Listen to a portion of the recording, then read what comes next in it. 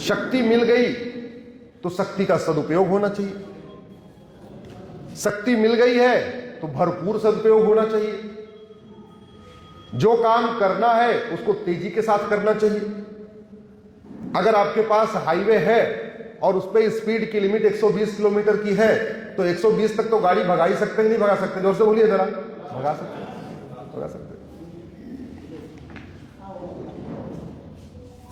हिंदू जाग गया है, हिंदुओं को तोड़ने की साजिश भी हो रही है। हिंदुओं को तोड़ता कौन है? जाति के आधार पर हिंदुओं को आपस में कौन बांटता है? जोर से बोलिए जरा। ओट जीवी, नोट जीवी, सत्ता जीवी नेता। 3 शब्द विशेषण भी लगा दीजिए तो और अच्छा रहेगा। क्यों वर्मा जी? हमें आपस में जातियों के आधार पर कौन बांटता है? ओट जीवी, नोट जीवी, सत्ता जीवी नेता। हमें क्षेत्र के आधार पर कौन बांटता है? ओट जीवी, नोट जीवी, सत्ता जीवी नेता। हमें अगड़े पिछड़े के आधार पर कौन बांटता है? ओट जीवी, नोट जीवी, सत्ता जीवी नेता। हमें भाषा के आधार पर कौन बांटता है? ओट जीवी, नोट जीवी, सत्ता जीवी नेता। और बांटते क्यों है? सत्ता की खातिर। सत्ता क्यों चाहिए? क्योंकि सत्ता सबसे ज्यादा फायदेमंद धंधा है। शेयर मार्केट में भी इतना फायदा नहीं है जितना राजनीति में है। शेयर मार्केट में 5 करोड़ लगाओ, गारंटी नहीं है कि 50 करोड़ कमाओ, लेकिन राजनीति में 5 करोड़ लगाओ और 5 साल में 50 करोड़ कमाओ। और जब तक ये व्यवस्था है तब तक बांटते रहेंगे। जब तक ये नो प्रॉफिट नो लॉस नहीं होगा तब तक लोग राजनीति में जाने के लिए हमें अगड़े पिछड़े के आधार पे, जाति के आधार पे, भाषा के आधार पे, क्षेत्र के आधार पे बांटते रहेंगे। जब तक ये व्यवस्था बनी रहेगी तब तक कोई कुछ किसी आधार पे, कोई किसी आधार पे, कोई इसके नाम पे, कोई उसके नाम पे बांटता रहेगा। और हम बटे क्यों हैं? संविधान कहता है जातिवाद खत्म करो, ओट जीवी, नोट जीवी नेताओं ने जाति के आधार पे कानून बना दिया। संविधान कहता है भाषावाद खत्म करो, ओट जीवी, नोट जीवी नेताओं ने भाषा के आधार पे कानून बना दिया। संविधान कहता है क्षेत्रवाद खत्म करो, ओट जीवी, नोट जीवी नेताओं ने क्षेत्र के आधार पे कानून बना दिया। संविधान कहता है लिंग का भेदभाव खत्म करो, ओट जीवी, नोट जीवी नेताओं ने लिंग के आधार पे कानून बना दिया। संविधान की शपथ लेके वो सारे काम किए जो संविधान मना करता है। सबसे आश्चर्य की बात कि 14 अप्रैल को बाबा साहब को माला भी चढ़ाते हैं। संविधान संविधान संविधान भी कहते हैं, लेकिन जो संविधान में लिखा हुआ इसका ठीक उल्टा करते हैं। संविधान कहता है घूसखोरी खत्म करो, घूसखोरी खिलाफ कठोर कानून नहीं बनाया। संविधान कहता है घूसखोरी, कमीशनखोरी, जमाखोरी, मिलावटखोरी, कालाबाजारी, नशा तस्करी, मानव तस्करी खत्म करो, उसके खिलाफ कठोर कानून नहीं बनाया।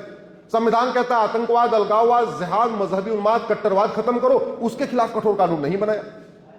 संविधान कहता है कि धर्मांतरण को रोको, धर्मांतरण को रोकने के लिए कठोर कानून नहीं बनाया। संविधान कहता है भारत में कोई विदेशी एक भी रहने ना पाए, लेकिन घुसपैठ के खिलाफ कठोर कानून नहीं बना। तो जितनी बातें संविधान कहता है वो कानून नहीं बने, जिस चीज को संविधान रोकता है वो सब बना। ऐसे ही लगभग 50 कानूनों को हमने सुप्रीम कोर्ट में चैलेंज किया हुआ है। 250 से ज्यादा PIL अब तक हाई कोर्ट, सुप्रीम कोर्ट में हो चुकी है। इन्हीं कानूनों को बदलता रहता हूं।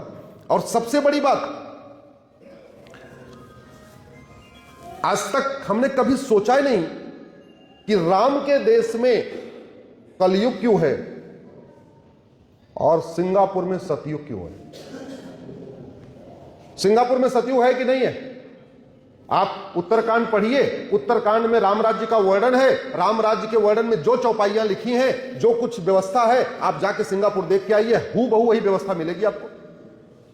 वाल्मीकि रामायण पढ़िए, उत्तरकांड पढ़िए, चाहे रामचरितमानस पढ़िए, जो राम राज्य की व्यवस्था दी हुई है, चले जाइए जापान में देख के आइए, वही व्यवस्था है। आखिर क्या कारण है कि सिंगापुर, जापान, जहां न भगवान राम की पूजा होती है न राम मंदिर है, वहां सतयुग है। सिंगापुर, जापान, जहां न भगवान कृष्ण की पूजा होती है, वहां सतयुग है। सिंगापुर, जापान, जहां पे हनुमान जी की पूजा नहीं होती है, वहां सतयुग है।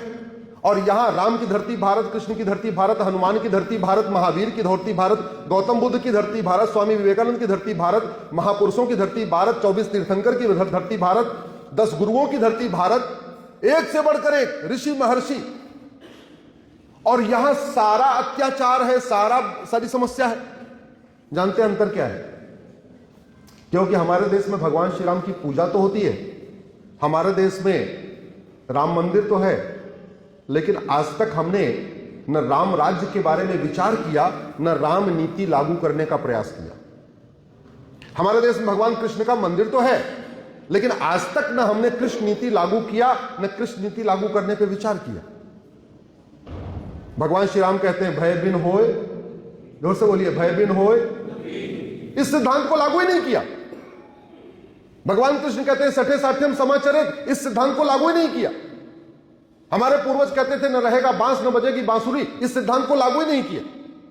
हमारे पूर्वज कहते थे न लोहा लोहे को काटता है, इस सिद्धांत को हमने लागू नहीं किया।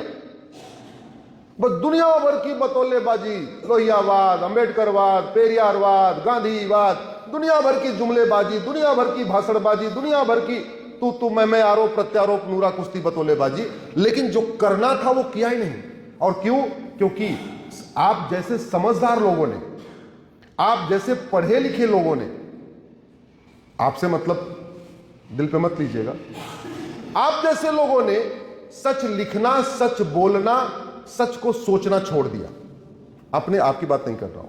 अल्टीमेटली जो बुद्धिजीवी है, समझदार है, जो अधिवक्ता है, जो अध्यापक है, जो चिकित्सक है, उन्हें बुद्धिजीवी हम कहते हैं। वो पढ़े लिखे समझदार है, वो सच को सच समझ लेते हैं, क्या सच है क्या गलत है लिखते हैं।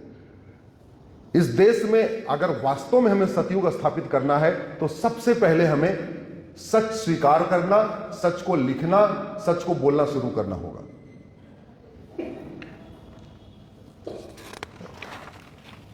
दैहिक दैविक भौतिक तापा, राम राज नहीं। जोर से बोलिए। जाइए सिंगापुर में देख के आइए, यह चौपाई पूरी तरीके से लागू है। जाइए जापान में देख के आइए, वहां न दैहिक कष्ट है, न दैविक कष्ट है, न भौतिक कष्ट है।